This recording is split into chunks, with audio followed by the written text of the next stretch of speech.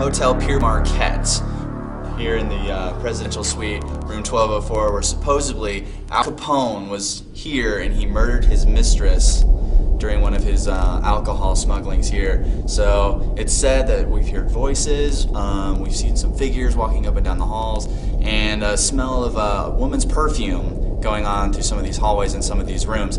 So here in the Hotel Pere Marquette, we're going to hope us and the ghost seekers can find something incredible here going on here tonight. So we'll find out. So we're here in the presidential suite, and we've come across something a little strange that kind of adds to our theme of Al Capone being in this building. We found actually a secret compartment right here in this back cabinet. So can you explain a little bit like what this was kind of used for back in the day? Yeah, basically, rumor has it was back in Prohibition. There was a button at the front desk.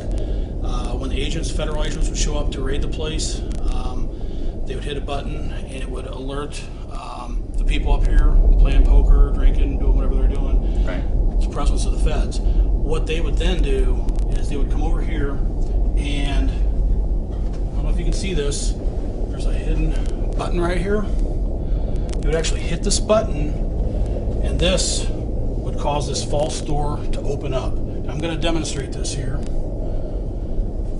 going to hit this button and this opens up. And as you can see, there's a large area in here where you could stash all kinds of bottles of liquor. And that's incredible. You can even stuff a small person in there. Exactly. It's pretty big.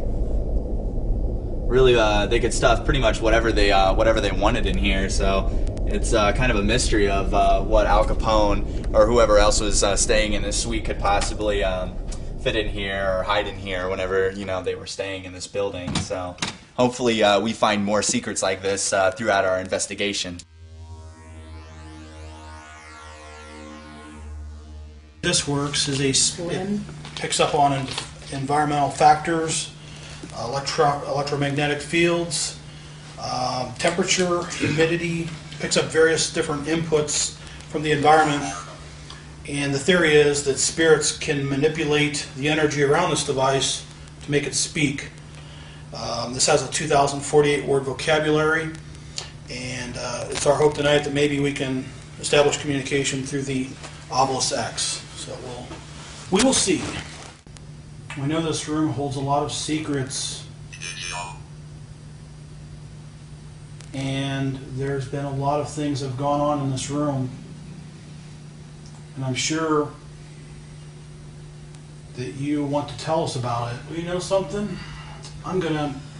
We found your liquor cabinet, we found your secret button, we found the door to where you stash your liquor, and we're going to take your liquor. How does that make you feel? Yours.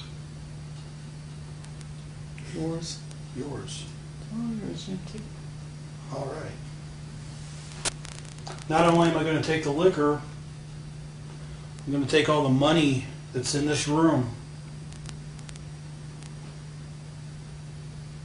From all of your winnings, from the gambling, from the prostitution that's going on here.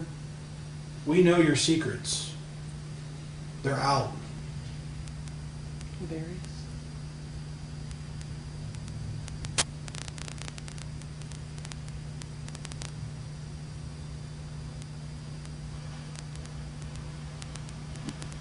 Right now, we'd like to know who is in this room with us. What was that noise just now?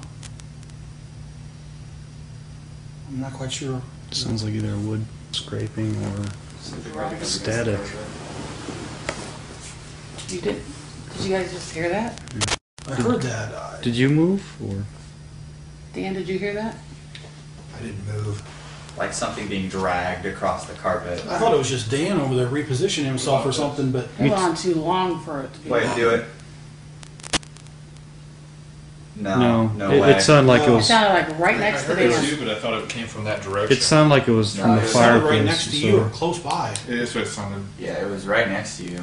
Because it sounded like it was the fireplace. Because I thought maybe you were moving it, but then it sounded like it got closer. It did. All right. Yeah, it sounded, I kind of dismissed it for the heater over there. Okay. But yeah, that's not the same sound. I'm hearing everything explain. delayed right now, so. Yeah. If that was you, can you do that again?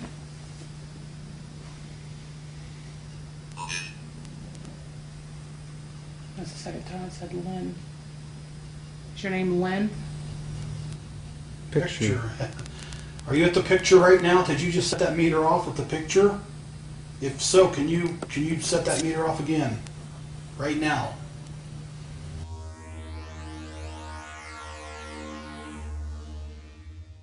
Anybody for some poker? Come on, I don't know how to play, you gotta teach me. Come on.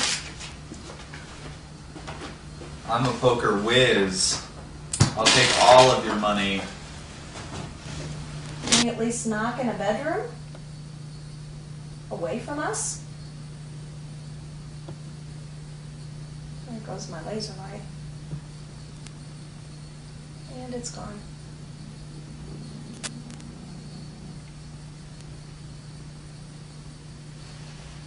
It's back. If that's you, can you turn that off again? A little bit. Huh? Just turned a little bit. It turned? A little bit. Is that you messing with the lights? Like a hair. It turned a hair. All right, this is your final moment. If you're going to do anything, you need to do it now.